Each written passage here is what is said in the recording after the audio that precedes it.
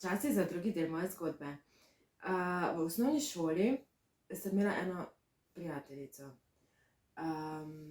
Niti ne vem, kako smo navezali stik, kako sem ji začela zaupati, ampak spomnim se najinih dolgih pogovorov ob odhodu domov iz šole. Jaz sem kar nekaj kilometrov imela do šolskega kombija in v bistvu najboljši del mojega otroštva in osnovne šole so bili odhodi na kombi in nazaj domov.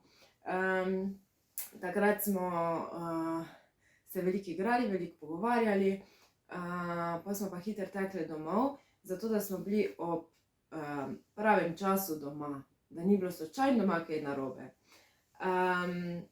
Vem, da ona mi je velikokrat povedala, da sem jaz v bistvu čudovita oseba, da znam vse stvari obrniti v dobro za vse vpletene, ne samo za sebe. Ampak jaz tega takrat nisem znala ceniti. Povedala mi je, da se moram imeti rada. Ampak jaz se nisem znala imeti rada, ker mi tega nihče ni znal v bistvu pokazati, kako imeti rad sebe, pa kako imeti rad druge. In čeprav sem si želela, da bi jo upoštevala, nisem znala. Ne vem, če sem sploh njej kdaj to povedala, ker danes žal nismo več v stikih.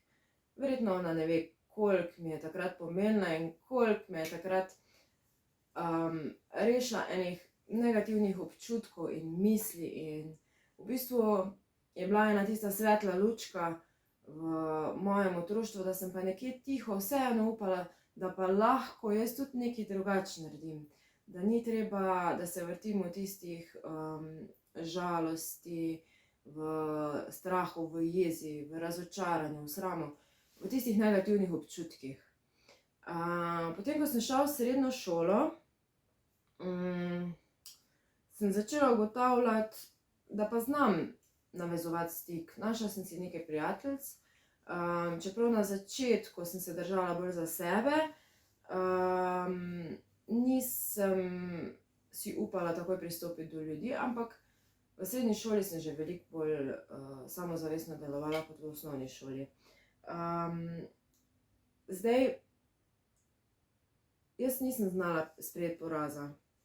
Konfliktov tudi nisem znala reševati. Nisem znala povedati svojega mnenja, nisem si ga upala povedati. Če sem že kdaj slučajno povedala svoje mnenje, ga nisem potem znala argumentirati in stati za tem. Res grozno mi je primanjkovalo samozavesti, pač čisto na vseh področjih. In takrat sem nekako začela graditi svojo lažno samozavest. Delala sem se, da sem samozavestna, pa v resnici nisem bila.